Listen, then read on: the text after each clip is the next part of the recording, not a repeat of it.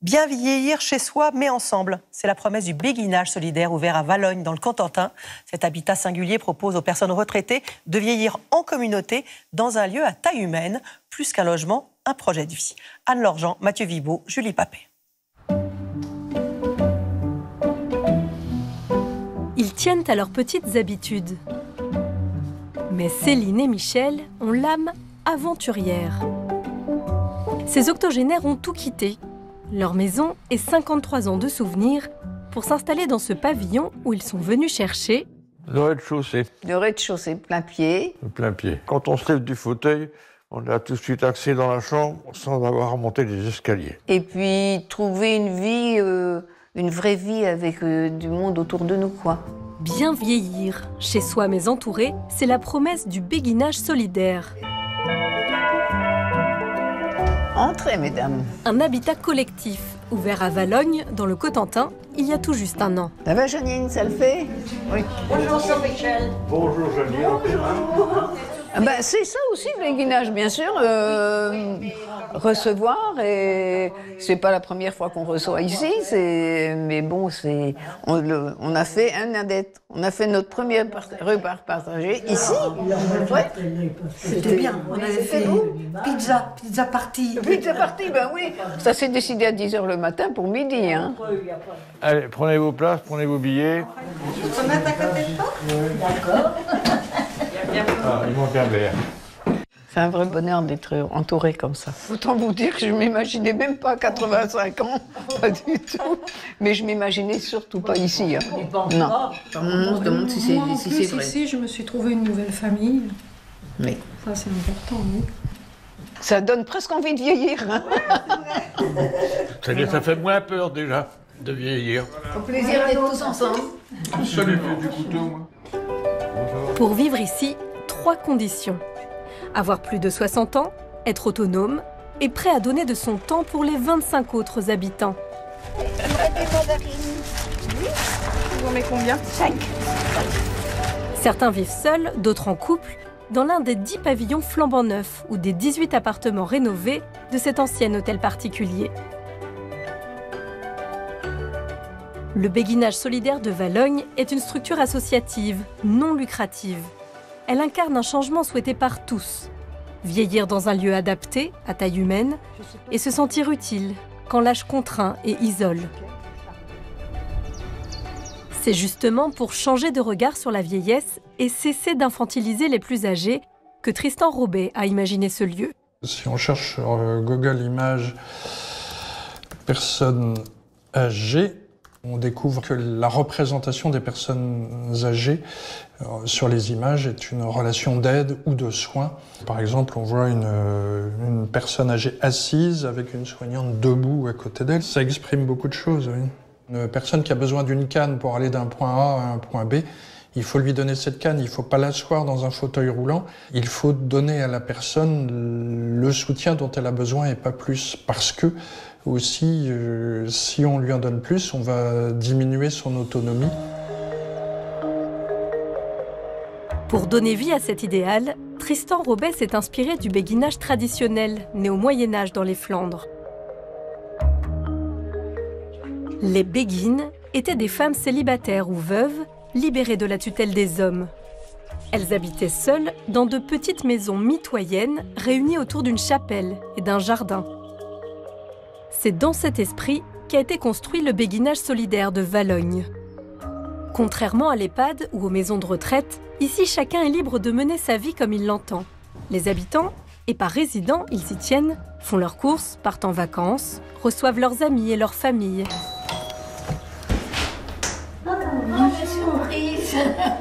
Aujourd'hui, par exemple, Evelyne accueille sa sœur Joëlle, chez elle au béguinage. Pratique. Elle habite juste à côté. Alors, je vous emmène vous montrer la fenêtre de Joëlle. Bientôt, elle sera plus visible parce qu'il y a des arbres qui poussent. Evelyne a rejoint sa sœur en France après le décès de son mari et 35 ans passés en Allemagne. Vous voyez la maison blanche, là, devant, et derrière, il y a une petite fenêtre. Et c'est la fenêtre de sa cuisine. Joëlle a visité le lieu la première. À l'époque, difficile de se projeter. Laissé à l'abandon pendant plus de 30 ans, l'ancien hôtel particulier est en chantier. Mais Joëlle a le coup de cœur. C'est le lieu idéal pour sa sœur.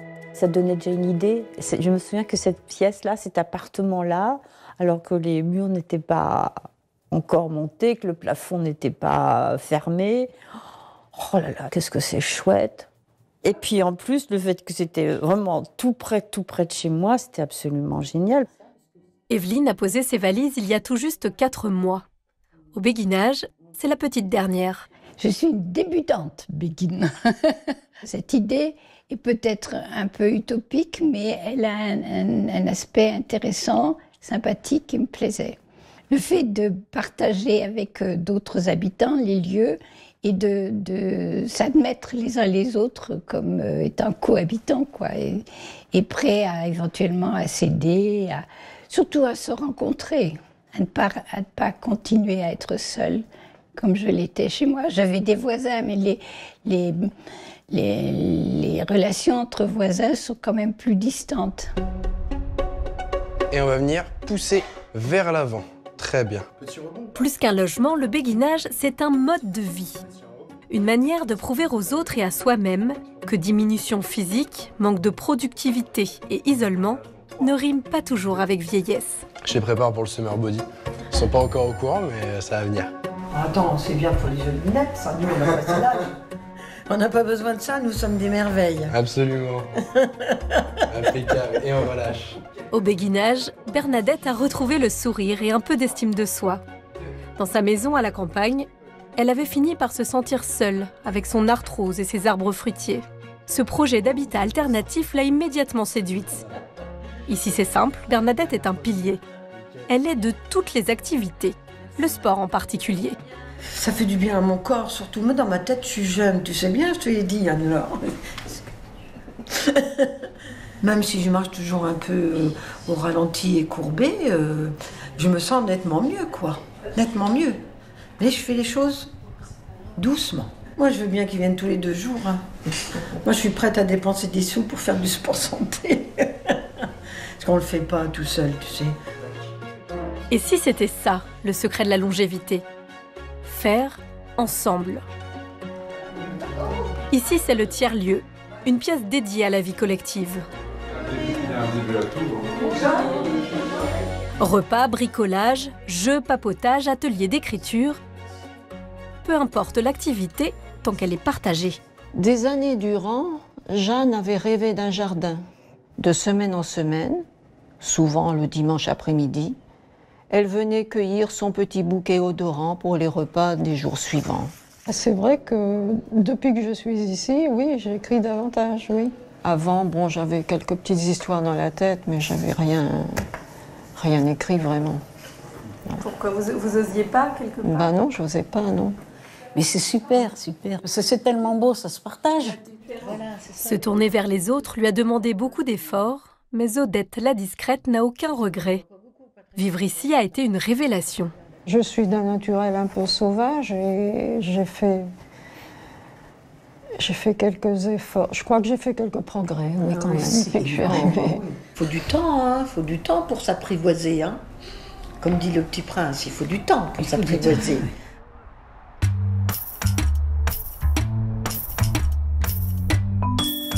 Christian et Bernard vivaient seuls depuis leur divorce. Ces deux-là n'ont pas mis beaucoup de temps à s'apprivoiser. En fait, il faut que j'aille chez toi pour faire le ménage. Ouais, 5 €. Notre code, c'est porte ouverte, c'est comme si on était colocataire. Ça veut dire qu'on peut rentrer chez l'un comme chez l'autre. Puis quand tu as envie d'être tranquille, bah, tu fermes ta porte sans que... On a eu le sentiment, comme on a sympathisé, que ça faisait... On était des amis de 30 ans. C'est très bizarre. Et puis ça fait 1 an, on ne s'est pas encore engueulé, donc ça continue. Imaginez-vous 2 personnes qui s'entendent pas. Bonjour, bonjour, bonne journée. Oh, mais il m'a pas répondu, oh, tant pis. Bon, voilà, tandis que là, on se raconte notre journée. Eh ben, qu'est-ce que tu fais demain? Oh, tiens, au fait, qu'est-ce que tu fais demain? Tu vas marcher? Il y a le marché demain. Non, je vais à Lidl. Oh! Conduire Patricia qui n'a pas de voiture. C'est vrai. Les ateliers, ce n'est pas vraiment leur truc. Mais les 2 compères jouent le jeu. Comme tous les habitants, ils se sont engagés à participer à la vie collective. Bref, ils restent solidaires, chacun à leur manière. Je cherche une garde-robe pour une locataire du béguinage pour mettre ses couvertures et ses draps. Mais bon, j'en suis loin, c'est pas ça. Et il ne faut pas que ça soit plus de 1,10 m de large. La hauteur, 2 mètres, ça serait bien. Mais pas trop non plus, parce qu'elle est petite, il ne faut pas qu'elle monte sur un tabouret. Elle est fragile, la petite dame. La petite dame, c'est Janine, la voisine de Bernard. Elle a été hospitalisée il y a quelques jours. Bernard était déjà aux petits soins. Il cherche un nouveau moyen de lui remonter le moral. Elle n'avait pas de musique chez elle, alors j'ai trouvé un meuble dans ce style-là. En plus, comme ça, elle peut mettre ses papiers perso. Et puis, on a acheté un lecteur de CD. J'ai mis des petits jeux de lumière et puis là, son chargeur de téléphone. Comme ça, elle a tout sous la main. Je ne veux pas ressortir les mains vides, je vais lui faire plaisir à ma petite voisine. Je vais y acheter un CD. C'est de son époque. Elle va être contente. Se sentir entouré, en toutes circonstances, c'est ce que sont venus chercher les habitants du béguinage. Mais changer de vie à 70, 80 ans ou plus demande un certain courage. Quand on quitte sa maison au bout de plus de 53 ans, qu'on laisse tout derrière soi, vous avez l'impression que, en arrivant ici, vous n'aurez plus rien de vos souvenirs. Et ça fait bizarre. Ouais. Et mon mari s'est bloqué, mais complètement bloqué. Il ne pouvait plus lever la tête, il n'avait plus le droit de faire de vélo, plus le droit de conduire. Et le médecin m'avait envoyé un message en me disant « je ne peux rien ». Et j'étais très contente d'arriver là, mais il faut arriver à laisser... Il faut faire le deuil. Et on a un fils, le dernier de nos fils, nous a dit « non, non, tu vas bien finir par les emmener avec toi, tes souvenirs ». Aujourd'hui peut-être, ou alors demain. Et si je ne peux pas le faire moi-même, je demanderai. Il le fera aussi bien lui-même. J'adore ces chansons. Ces souvenirs, Michel, le mari de Céline, les cultive. Il n'a pas renoncé à sa vie d'avant. Son cœur est toujours là-bas, rue des Pins, à seulement 500 mètres du béguinage.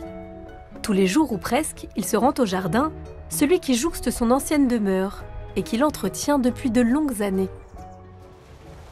Ça occupe. C'est un passe-temps que j'adore. Et puis, mon plaisir, après manger, c'est de faire un tour de jardin. Regardez si ça pousse. Quand on pense qu'on plante ça, ça devient des frites. Cette terre, c'est sa bouffée d'oxygène. La semaine prochaine, elle sera meilleure, celle-là. Cette semaine même.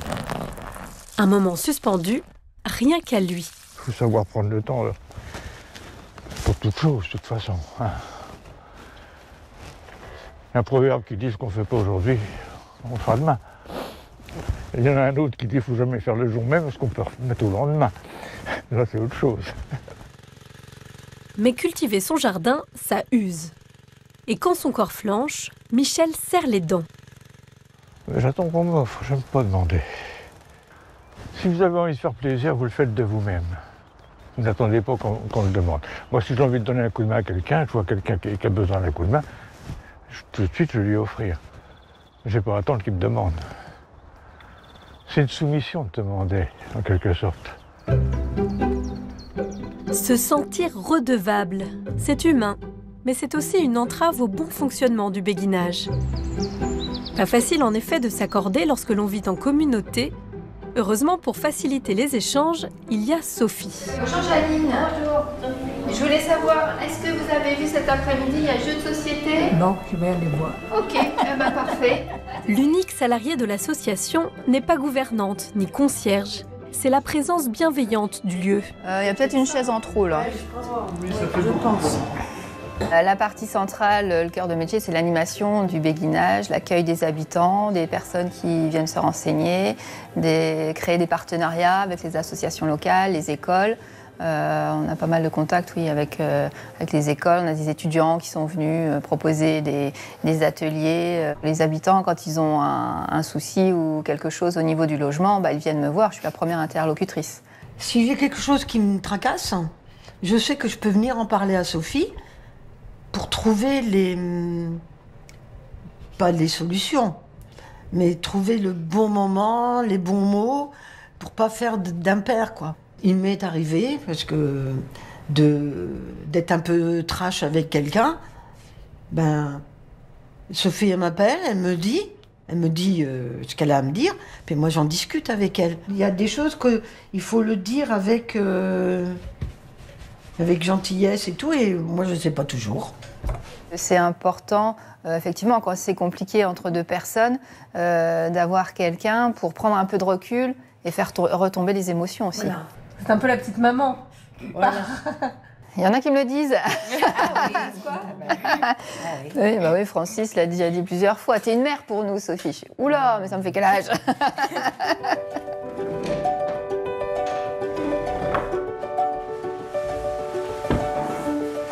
Au béguinage, en théorie, ce sont les habitants qui organisent les temps collectifs. Mais aujourd'hui, Sophie a pris les devants. Certaines tensions sont devenues palpables. Alors, pour les dénouer, elle a organisé une rencontre avec des coachs professionnels. Donc l'idée aujourd'hui, c'est de faire un atelier qu'on a appelé l'atelier réflexion autour du vivre ensemble. Et ce qu'on vous propose, c'est de nous dire, à travers une image qui vous paraît être la plus représentative possible, qui vous êtes et ce que vous aimez faire. Je trouvais cette photo sympathique, mais je ne suis pas musicienne active. J'aimerais l'être. Donc moi j'ai pris un vélo, mais alors le mien est électrique. Hein. Un cycliste. Je préfère celui-là. Hein. Et éventuellement, j'aime bien faire des randonnées en vélo, avec le moteur bien sûr. La photo n'est qu'un support, un premier pas pour se dévoiler. Un cycliste. Trouver des points communs, c'est aussi créer du lien et le climat de confiance nécessaire pour une parole plus libre, au risque parfois de quelques mises au point. Est-ce qu'on pourrait ensemble trouver une définition de finalement ce que c'est que de faire communauté? En fait, au départ, il y a un mot-clé, il y a une charte de vie qu'on a tous signée. Absolument. 3 choses. Bienveillance, partage, entraide. L'entraide est un très joli mot, mais quand on a besoin d'un coup de main, il n'y avait personne. Moi, je demande jamais rien. Il faut oser demander, parce que si on attend que les autres devinent ce dont on a besoin, c'est compliqué. Quand on a eu toutes ces fameuses réunions, là, à chaque fois, on nous disait vous aurez des idées sur le jardinage, sur la couture, sur le tricot, vous pourrez faire des jeux ensemble. Hein. Jusqu'ici, moi, Christian m'avait promis, mais il n'est jamais disponible. Non, mais alors là, Janine, je reviens à communication. Oui. Parce que je ne sais pas quand vous jouez, à quelle heure, il faut me le dire. Moi, faire de l'intrusion, ça me convient pas du tout, quoi. Et je vais pas aller... Je me sentirais intrusive et je veux respecter les personnes qui sont en face de moi. Oh, mais moi j'ai déjà sonné chez tout le monde au moins 2 ou 3. Oui, mais toi tu es comme ça, moi je suis différente. Je me sens pas intrusive, je me sens... oui, mais c'est une histoire de ressenti. Voilà, c'est une histoire de ressenti. On a le droit aussi de le dire quand on ressent ça. Composer avec les besoins des uns, les différences des autres, ce n'est pas toujours simple. Mais c'est aussi la force du béguinage solidaire. Entre ces murs se côtoient d'anciens galeristes, bouchers, femmes de ménage, professeurs d'université, infirmiers. Les loyers oscillent entre 400 et 800 € mensuels et chacun paie en fonction de ses moyens. C'est ça aussi, faire société. Et pour bien vivre ensemble, il est parfois nécessaire de prendre l'air. À 64 et 71 ans, Bernard et Christian sont les petits jeunes du béguinage. Tiens, regarde, le parachutiste qui est toujours là. Y habiter est une chance, un premier pas vers le grand âge aussi. Pour échapper au poids des années, Bernadette aussi taille la route. Regardez toutes les couleurs, regardez ça. Quand même, regardez. Et venez à l'automne et vous verrez, c'est aussi beau que le bas de la montagne quand la montagne commence à roussir. Elle a parfois du mal à prendre le volant seule, à traîner sa carcasse, comme elle dit. Mais quand il s'agit de faire découvrir sa région, plus rien ne l'arrête. J'aime rouler, et puis j'aime voir des beaux lieux. Donc, quand je peux les faire partager, ben, je suis encore plus contente, quoi. C'est la liberté. Et quand je suis en voiture, j'ai pas mal au dos, je suis bien. Je suis bien.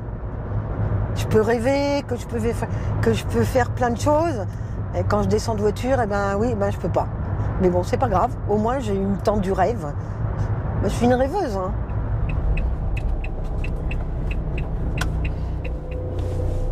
On est arrivé. On y va. Bernadette était chauffeuse de car et elle adorait son métier. Quand elle a pris sa retraite, elle a cru tout perdre. Ah bon, j'ai été extrêmement malade après. Hein. J'ai fait une grosse dépression après. Hein. Il nous manque quelque chose, on ne sert à rien. On n'est pas utile. Tu vois. Et j'ai encore envie de me rendre utile. Le béguinage, ce n'est pas le paradis. Mais grâce à lui, elle a trouvé du sens à sa nouvelle vie. Il y a des hauts, des bas comme partout, hein, comme dans toutes les familles, comme on dirait-on. Hein. Bah oui, parce que chez vous aussi, il doit y avoir des hauts et des bas. Hein. Donc voilà. Mais la vie est ainsi faite, hein, c'est pas un long fleuve tranquille. Et puis si on ne se met pas du sucre dans notre vie, eh ben, on n'a pas de douceur.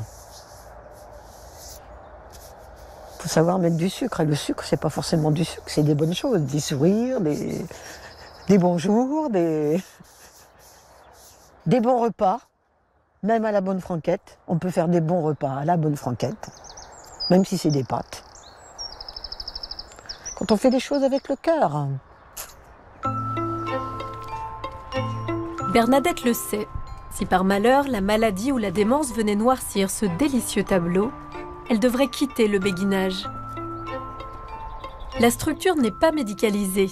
Chacun se débrouille s'il a besoin d'un soin infirmier, d'une aide à domicile ou d'une consultation en ville.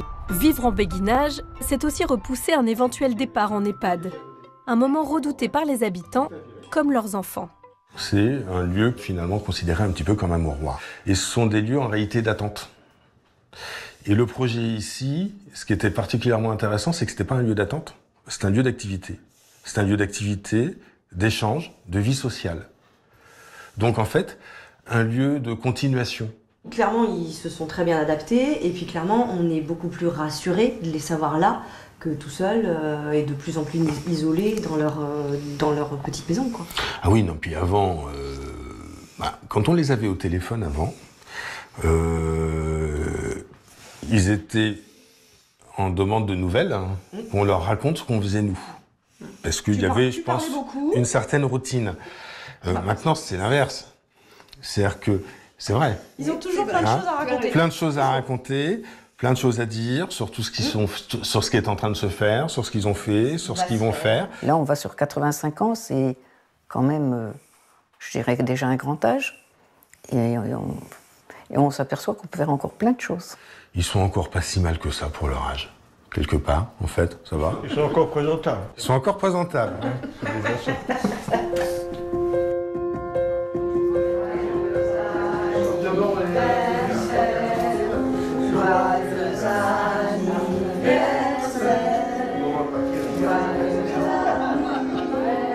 Janine Ladoyenne partage cet avis. À l'aube de sa 94e année, elle prend la vie avec philosophie. La vieillesse, c'est comme quand on monte une montagne.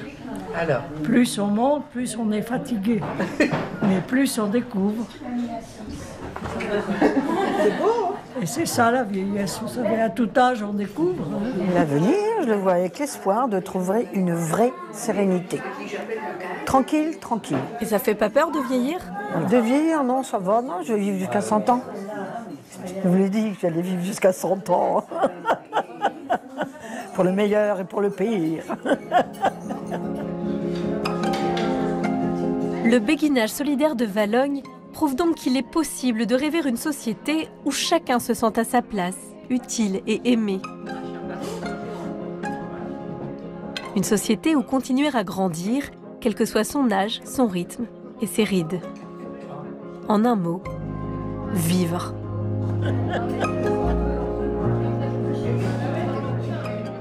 Voilà, c'est la fin de notre émission. Merci beaucoup de nous avoir suivis. Au revoir.